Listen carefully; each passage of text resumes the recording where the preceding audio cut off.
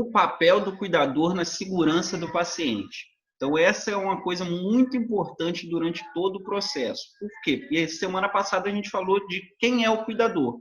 Então, se o cuidador é quem cuida, quem faz o máximo pela outra pessoa, se ela precisa, se ela é independente parcialmente ou se ela é dependente totalmente, quem faz isso é o cuidador. Então, se o cuidador já cuida, já faz várias coisas para esse paciente, agora ele também precisa cuidar da segurança desse paciente. E o que seria esse papel do cuidador na segurança? Então, a aula de hoje vai bater nesses pontos aqui. Vamos lá, qual a previsão para essa aula que a gente vai dar? Então, vai ser uma aula mais curta e mais objetiva. Conceito de acompanhante, porque a gente viu o conceito de cuidador. E agora a gente vai ver o conceito de acompanhante. O que é a segurança do paciente, o que é isso que a gente vai falar, porque não é só manter o paciente ali na cama intacto, é muito mais do que isso. E a função do cuidador em meio à equipe de saúde, porque eu já até brinquei com vocês em sala de aula, agora vocês são os cuidadores, vocês são os profissionais de saúde da casa de vocês, da área de vocês, do bairro de vocês. Por quê, gente? Porque toda hora vai aparecer um vizinho, um idoso, alguém que vai virar para vocês, vai pedir uma ajuda, vai pedir uma informação, vai pedir que você afere a pressão dele. Então, agora não tem mais saída, vocês já são profissionais da saúde. Independente de ainda não ter um conselho, vocês já fazem parte. Então, vocês já têm que se portar como profissionais de saúde também. E orientações úteis para vocês aí, que é o quê? No hospital, quando vocês estão lá dentro do hospital trabalhando como acompanhante, perdão, em lares de idosos, quando você trabalha em algum lar que tem mais de um paciente, então você está lá no antigo que a gente chamava de asilo, que agora a gente chama de lares, quando você está dentro de um lar, ou quando você está dentro de uma casa, que você trabalha numa casa e tem um idoso. Ou também, gente, a gente fala muito idoso, mas pode ser uma criança, pode ser um deficiente físico, pode ser um deficiente psiquiátrico, não interessa. Se for uma creche, também pode ser. Se for alguma escola que você trabalha que tenha mais de uma criança. Então, é isso que eu quero que vocês comecem a entender. O hospital é geral, qualquer pessoa pode estar lá. Lares, asilos, que a gente chama de creches também, tem mais gente. Então, quando tem mais de um paciente, porque a gente vai lidar aqui falando paciente, porque a gente não sabe o que ele tem. Então, a gente define ele como paciente. Ou dentro de casa. Quando a gente fala dentro de casa, pode ser até dentro da nossa casa mesmo, se a gente tiver alguém aí para cuidar. Vamos lá. Então, a gente vai fazer nosso guia de segurança do paciente. Semana passada, a gente fez um guia do coronavírus e essa semana a gente vai fazer um guia de segurança do paciente. Um guia é para quê, gente? Para guiar a gente por um caminho mais leve, mais tranquilo, mais certeiro, para a gente não ter dúvidas. Nossa primeira resposta aí, quem é o acompanhante? É muito óbvio, mas botei uma frase aí de uma pessoa culta aí de um escritor que fez um livro e ele diz exatamente o seguinte: quem é o acompanhante? É a pessoa que acompanha, acompanhador. Ou seja, uma pessoa que faz companhia ou dá assistência a um indivíduo doente, idoso ou inválido ou outros. Então, acompanhante é quem acompanha, é quem está junto fazendo companhia e está ali tentando dar alguma assistência para essa outra pessoa, seja idoso, seja criança, seja uma gestante, quem for. Agora, um detalhe específico. Quem é o acompanhante hospitalar? Qual é essa diferença? Então, vamos lá. Seja para rápidos ou longos períodos de permanência em hospitais, em determinados momentos, a presença de um familiar é inviável. Ou seja, o familiar não pode estar junto do doente na hora, seja por trabalho, seja por alguma outra doença também. Então, o familiar não pode estar lá. Neste momento, surge como proposta essa necessidade, o serviço de acompanhante hospitalar. É a hora, igual a gente brinca, que você vai lá no Facebook, tem trocentas pessoas se oferecendo para ser acompanhante hospitalar. Por quê? Porque é só acompanhar. Mas quando você consegue um profissional qualificado de confiança, para substituir um familiar que, por alguma razão, não pode acompanhar o paciente no momento de internação ou do tratamento. Então, quem é esse acompanhante hospitalar? É um profissional qualificado e que você confie. Por quê? Porque ele vai fazer o seu papel de familiar lá dentro do hospital. Então, se ele não reclamar de alguma coisa ou se ele não cuidar direito, a responsabilidade é sua, porque foi você que confiou a vida do seu paciente a aquele acompanhante. Então, por isso que a gente fala de qualificação para isso, para que você consiga confiar nessa pessoa que você colocou lá no hospital.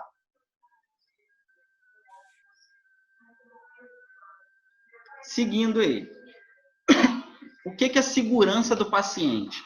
Primeiro, gente, a gente tem ouvido agora nessa questão do coronavírus aí uma palavra chamada OMS, que é uma sigla, OMS. O que significa isso? Organização Mundial da Saúde. Então, ela faz medidas que sejam mundiais, ou seja, no mundo inteiro. Então, é medida para todo mundo. Então, ela coloca padrões para que todos os lugares do mundo você chegue e tenha o mínimo igual em todos os locais. Que é o que ela quer padronizar para dizer, pelo menos isso aqui você tem que ter nesse hospital, pelo menos isso aqui você tem que ter na hora de uma assistência. Então, essa é a Organização Mundial da Saúde. Então, todos os hospitais, todos os lares, todos os profissionais de saúde seguem essas ordens, essas orientações da Organização Mundial da Saúde. E ela vem dizendo o seguinte, o que é a segurança do paciente? É a redução do risco de danos desnecessários associados à assistência em saúde até um mínimo aceitável. Vamos continuar aí antes de eu explicar. O mínimo aceitável. O que é o mínimo aceitável? Se refere àquilo que é viável diante do conhecimento atual, dos recursos disponíveis e do contexto em que a assistência foi realizada frente ao risco de não tratamento ou outro tratamento.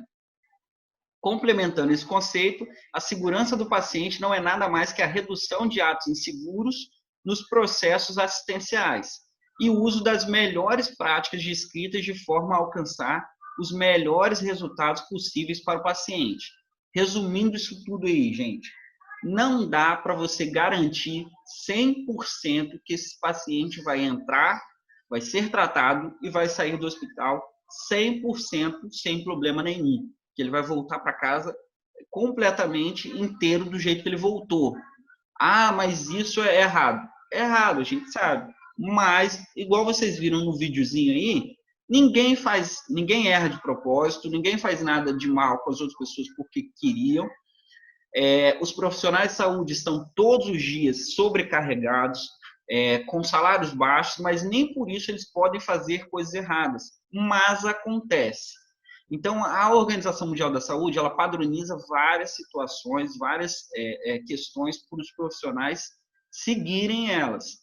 Mas tem hora que acontece erros, tem horas que acontecem divergências e pode acontecer algo de errado com alguém que vai para o hospital e na hora durante o tratamento ou durante o atendimento pode acontecer alguma coisa. Então, o que é a segurança do paciente? É você tentar diminuir isso ao máximo, você jogar isso bem lá embaixo. Se ia acontecer com 100 pessoas, agora vai acontecer com 2, 3, 4, e olhe lá. E se for acontecer uma coisa muito mais leve do que uma coisa muito mais séria. Então, é você diminuir ao máximo o risco de que aconteça algo com o seu paciente. Essa é a ideia de segurança do paciente. Assim como quando você estiver em casa com o paciente, você tenta ao máximo, eu vou dar um exemplo de uma criança. Você tira as coisas da frente dela para ela não cair, você bota a panela para o lado para ela não lá mexer, você não deixa ela na cozinha sozinha, com faca, com fogo ligado. Então, o que você está fazendo? Você está diminuindo o máximo de risco possível para essa criança. Pode ainda assim ela cair, tropeçar, cair alguma coisa em cima dela? Pode. Mas você diminuiu ao máximo e você vai estar ali junto com ela o tempo inteiro. Vamos lá. Qual é a função que eu falei, então, para vocês? Um cuidador em meio à equipe de saúde. Então, como vocês agora já estão participando dessa equipe de saúde, igual eu falei para vocês, qual é a função de vocês? Primeiro, então, além de ser um elo, você ser uma ligação com a equipe e fonte de conforto, a segurança para o doente, você ser uma ligação do familiar, do paciente com a equipe de saúde, e vocês são também o conforto e segurança para esse doente, porque ele depende de você, então ele está confiando em você, ele quer saber o que você pode fazer por ele. E a partir do momento que ele começa a confiar em você, ele vai conseguir ficar cada vez melhor. A função também é considerada uma ajuda potencial na assistência e uma oportunidade de educação em saúde ao familiar. Vou dar o exemplo mais clássico para vocês. Vocês chegam lá na Santa Casa, no Evangélico, algum hospital, e vocês estão com um paciente lá internado. Tem 32 leitos e tem 6 técnicos. Então, os técnicos saem de manhã, bem cedinho, para dar banho em todos, para depois passar fazendo curativo e depois trocar a roupa de cama. Então, o que você pode fazer para ir adiantando? Seu paciente já pode estar acordado, a roupa já pode estar separada, você já pode orientar ele que ele vai tomar banho. Se você puder dar o banho, se ele conseguir fazer o banho sem precisar da ajuda do enfermeiro ou do técnico, você já pode dar o banho, você já pode trocar esse paciente, você já pode avisar que tem que ser trocada a roupa de cama. Então, é o seguinte, quando você faz essas coisas, você está facilitando o serviço da equipe de saúde.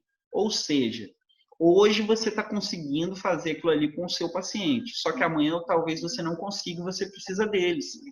Aí eles vão estar ocupados ajudando pessoas que não precisam tanto.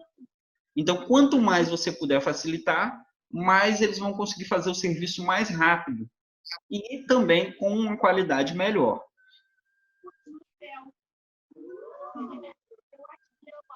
Só um minutinho para a gente continuar aí.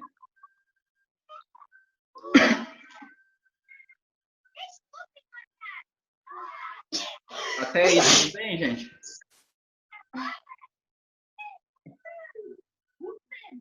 Bom, primeira coisa aí, o paciente junto com os familiares e acompanhantes, eles devem participar desse tratamento. Então, quando você está numa condição de acompanhante ou de cuidador, seja no hospital, ou seja até no postinho do bairro, você tem direito a acompanhar todo o tratamento e saber tudo o que está acontecendo. Então, a primeira coisa que eu falo para vocês é o seguinte, perguntem. Não sabe alguma coisa, abre a boca e pergunta, porque os profissionais de saúde estão lá para isso. Eles estão lá para tirar dúvidas, para poderem falar, para poder explicarem quantas vezes for necessário. Então, aproveitem esses momentos que vocês têm perto de profissionais da saúde e perguntem e ouçam também tudo que eles têm para falar. Às 3h da tarde, faremos uma apresentação que é essa técnica. Vamos lá. 4 vice-presidentes, representantes também do Ministério da Cidadania e da DataPrev, onde a gente pode fazer muito mais das perguntas e todas de vocês. Eu queria aproveitar essa pergunta e poder esclarecer e agradecer através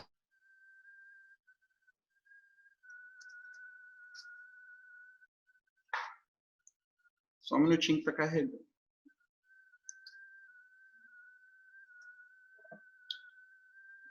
Pronto, gente, olha só. Quando a gente fala de segurança do paciente, a gente tem que pensar em todas essas bolinhas aí que são informações. E a gente vai falar de cada uma delas agora rapidamente. Então, vamos lá, vamos começar. Primeira, identificação. Por que eu fiz essa aula para vocês e mandei esse vídeo antes? Que é para vocês terem uma introdução interessante sobre o assunto. Se vocês pensassem igual eu falei com vocês, quando vocês pegam um vídeo, tem muita informação nele. Só que tem detalhes que às vezes que passam batido. Primeira coisa, gente, nome, data de nascimento e identificação num braço, na perna, aí, igual vocês estão vendo que é de um neném, num braço de um idoso, do seu paciente, tem que estar identificado. Por que isso, gente?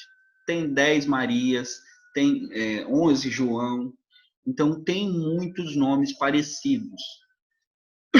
Na turma de vocês mesmo tem umas 2, 3 Marias, tem uns nomes muito próximos que podem ser confundidos. Quando você confunde um nome, o risco é gigantesco. Por quê? Porque você pode dar o medicamento errado para a pessoa, você pode levá-la para algum procedimento errado, e isso pode trazer um malefício muito grande e até a morte. Então, a gente tem que ficar muito ligado nisso, principalmente para quem trabalha em lares. Quem trabalha em lares ou até em creches tem que saber isso. Tem que saber o nome todo da criança, tem que saber o nome todo do idoso e tem que ter certeza que é medicamento para aquele idoso, que é um tratamento para aquela criança. Tem que saber exatamente isso. Porque se não tiver certeza, volta, pergunta de novo, olha o prontuário de novo antes de fazer qualquer coisa. Prevenção de queda, gente.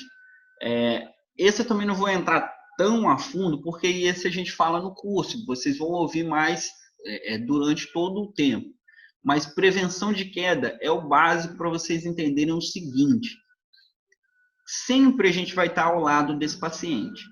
Então, a gente vai tentar ao máximo tirar toda a chance dele cair, dele ir ao chão. Mas a gente tem que lembrar também que queda pode ser só ele bater na parede, pode ser ele virar na cama e bater, e não precisa chegar a cair realmente no chão. Então, quando a gente fala de queda, é realmente ele perder o equilíbrio e ir de encontro a algum outro objeto.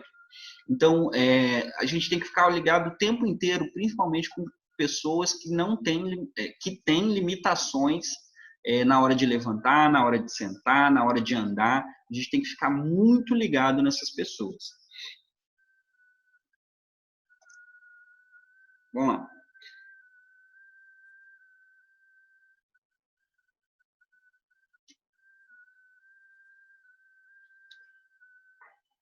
Seguindo aí, uso correto de medicamentos. A gente vai ter uma aula só de medicamentos. Mas o que a gente precisa saber de segurança do medicamento, segurança do paciente em relação a medicamentos? Tem vários certos que a gente tem que saber antes de dar um medicamento para alguém. Mas pelo menos a gente tem que ter o básico. Se a gente já identificou lá atrás, então a gente já sabe quem é esse paciente, a gente já está fazendo na pessoa certa. Então, se a gente já sabe a pessoa certa, beleza. Qual é a próxima coisa que a gente vai ver? Em qual via vai ser administrado? Se ele vai tomar, se ele vai ser na veia, se ele vai aplicar, se ele vai usar um supositório, se ele vai deixar embaixo da língua. Então, como esse medicamento vai chegar nesse paciente? Mas antes de você dar esse medicamento, você tem que saber o quê? O horário, a quantidade, como você vai usar.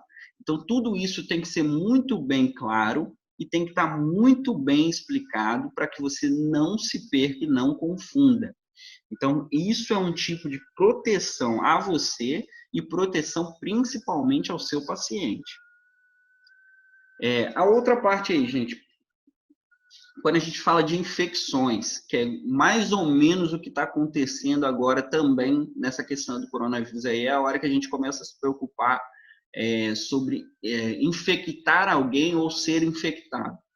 A aula toda de coronavírus bate muito nessa prevenção de infecções aí.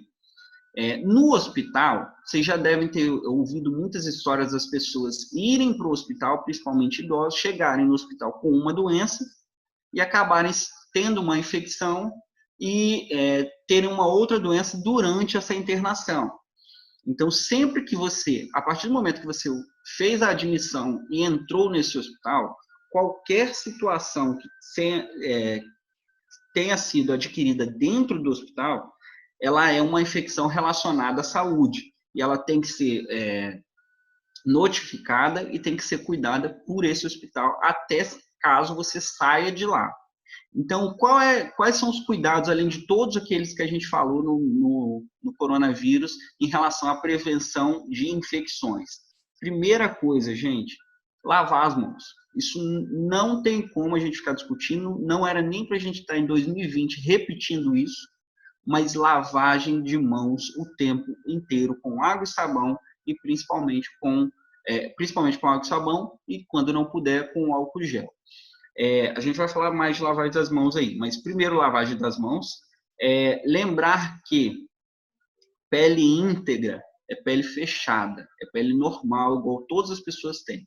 Quando ela não está íntegra, tem chance de entrar algum agente infeccioso nessa pele e causar uma infecção. Então, se está fechado, está tudo bem. A partir do momento que tem algum tipo de laceração, corte, abertura nessa pele, já pode entrar alguma coisa. Então, só para vocês terem uma noção.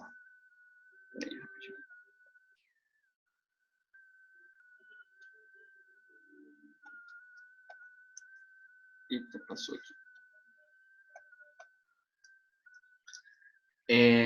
Todo e qualquer catéter, que são aqueles aparelhinhos que entram direto na pele, que você vai lá tomar um medicamento e tudo mais, ou um dreno, que também são as bolsinhas lá que ficam embaixo da cama, que pega toda aquela urina que você está lá usando, as sondas, né, que você está lá usando, fazendo xixi nela, o seu idoso está lá com o xixi dentro dela.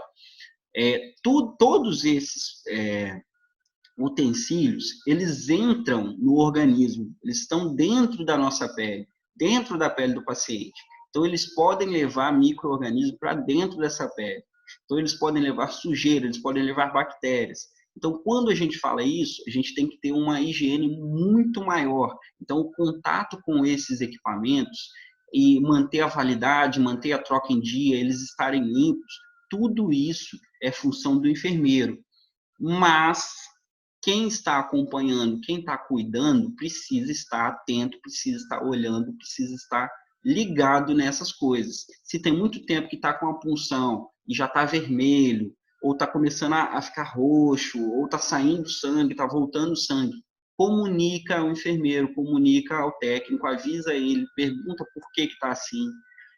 Se tem algum outro machucado que está aberto, que não está fechado corretamente, se tem algum curativo que está soltando, está caindo, qualquer coisa disso, você tem que avisar ao enfermeiro, ao responsável. Como a gente falou aí, higiene das mãos, gente. Quando você faz a higiene das mãos? Primeiro, antes de tocar o paciente, você nunca entra num ambiente e já sai tocando o paciente. Você tem que lavar a sua mão primeiro. Antes de realizar procedimento limpo asséptico. Quando você vai fazer algum tipo de procedimento que você precisa de uma luva, mesmo assim você vai lavar sua mão antes, porque ele é asséptico, ele é estéril. Você precisa que ele seja mais limpo que o comum. Toquei o paciente, vou sair. Quando você vai sair, você lava a mão novamente, porque depois daquele paciente, você agora está com as coisas que esse paciente tem, e você não pode levar para outra pessoa, porque você pode fazer uma nova contaminação dessa pessoa para outra. Após risco de exposição a fluidos corporais. O que seriam esses fluidos, gente? O vômito, o cocô, a tosse. A pessoa está lá com aquele catarro, você tem que fazer uma limpeza ali. Qualquer coisa, qualquer chance que esses fluidos, você tenha contato com algum tipo desses fluidos, lave as mãos. E também esteja com os equipamentos de proteção corretamente. Cirurgia segura. Quando a gente fala de cirurgia, fica muito longe para vocês. Tipo assim, eu não faço cirurgia, eu não participo disso, eu não tenho nada a ver com isso. Mas aonde que a gente tem função dentro de uma cirurgia? Primeiro, estar com esse paciente, acalmar esse paciente, manter ele mais calmo possível, para que ele consiga, mais calmo e orientado possível, para que ele consiga ir para esse procedimento da melhor forma. E também você saber todas as orientações, cuidados, instruções para antes, durante e depois. Por quê? Se não pode beber água, se não pode se alimentar, se não pode fazer exercício, se não pode se mexer, o que for falado que não pode fazer antes da cirurgia, tem que ser cumprido. E se você está junto com esse paciente, é você que vai fazer que isso se cumpra. E pós-cirurgia, a mesma coisa. Acabou a cirurgia, a pessoa já quer levantar, fazer comida e andar, não pode. Então, recomendações anteriores, durante e posteriores, é você que vai ficar incumbido de fazer com que elas sejam cumpridas. Essa é clássica que a gente fala muito também. Prevenção de lesões por pressão. Vocês estão vendo aí esses pontinhos vermelhos aí, que são os locais que tem mais pressão. Sempre que você tem uma pessoa acamada ou uma pessoa que passa muito tempo deitada, você tem que fazer com que essa pessoa faça mudança de decúbito. Você não pode fazer isso por conta própria. Então, o ideal é que você converse com os profissionais responsáveis e comece a fazer um cronograma de horário de mudança para esse paciente. De 3 em 3 horas você vai mudar ele para um lado, depois você vai mudar para o outro, você vai deixar ele para cima, e por aí você vai conseguir diminuir a chance dessas lesões serem abertas. Por quê, gente? Aí a gente volta lá na infecção. Se a pele está íntegra, não tem problema. A partir do momento que essa pele abre, pode ter uma infecção. Então, se a gente está tentando proteger esse paciente, a gente vai tentar deixar ele o mais saudável possível. Por fim aí, quem faz diálise, vocês talvez já ouviram falar, mas não conhecem muito, é uma máquina de hemodiálise, aí tem um desenho dela. Quem faz essa diálise, eles têm alguns cuidados específicos, mas o que você precisa saber exatamente agora? É o seguinte: tem que ser um procedimento totalmente limpo, totalmente estéril. Os profissionais têm que ter toda a limpeza possível, as máquinas, o local, e tudo tem que correr da melhor forma possível. Se você for acompanhar, ou se você for como paciente, ou se você vai levar esse paciente para fazer, vai esperar ele terminar e depois vai embora. Então, quando você faz esse acompanhamento, você tem que estar ali do lado desse paciente, tirando dúvidas, perguntando, para você saber se esse procedimento está sendo cumprido da forma correta. O paciente tem que estar identificado, a máquina tem que estar funcionando corretamente, o paciente não tem que ficar muito mal, você tem que acompanhar ele, saber quais são os parâmetros de normalidade dele, porque se acontecer alguma coisa, se ele começar com falta de ar, começar a querer desmaiar, ou qualquer coisa do tipo, tem que ser avisado. E quem vai estar ali do lado ou vai estar olhando ele é você. Você tem que ir direto para esse profissional para explicar a ele o que está acontecendo. Resumindo, gente, para a gente fechar aí, por hoje é o seguinte: segurança do paciente passa por todos esses passos que a gente falou. É muito amplo, dá para a gente ficar falando muito tempo, mas hoje é isso. Por quê? Porque a gente está falando aqui de paciente. Quando a gente fala paciente, é qualquer pessoa que a gente tenha que cuidar. Então, como o curso é bem amplo, eu não estou falando só de idoso, isso não serve só para idoso, isso não serve só para criança, isso serve para todas as pessoas. Porque como vocês são cuidadoras, vocês podem até cuidar de uma gestante amanhã que precise de alguém estar junto com ela, ela vai te contratar. Por quê? Porque ela prefere você do que uma pessoa que não sabe nada. Então, ela prefere você que é capacitada para poder estar ali e estar ajudando. Então, isso são ideias para vocês começarem a pensar e começarem a procurar saber, porque até quando você vai para um hospital, não é só você sentar naquele sofazinho lá, pegar o seu celular e ficar mexendo no seu celular. Porque se fosse só para isso, a gente mandava um sobrinho, mandava um tio, alguém só para ficar lá. Não é. É para realmente cuidar desse paciente enquanto outra pessoa, enquanto os profissionais de saúde estão cuidando das outras pessoas. Então, vou dar um exemplo para vocês que agora a minha avó está no hospital, alguém tem que ficar fixo com ela lá. Eu até brinquei do seguinte: aconteceu uma coisa extra atualmente, que eu não sei se vocês estão sabendo. No hospital, quem entra agora acompanhando alguém não pode trocar. Isso é atual no coronavírus. Não pode ser trocado. Minha irmã vai ficar lá até a minha avó sair. A gente não pode ir para lá agora e trocar com ela. Por quê, gente? Por causa do contágio, de entrar mais uma pessoa e ficar saindo toda hora do hospital. Então, o hospital está restrito às pessoas que já entraram, quem está dentro vai continuar lá. Por enquanto é isso. Eu vou abrir para vocês agora falarem, para a gente conversar um pouquinho.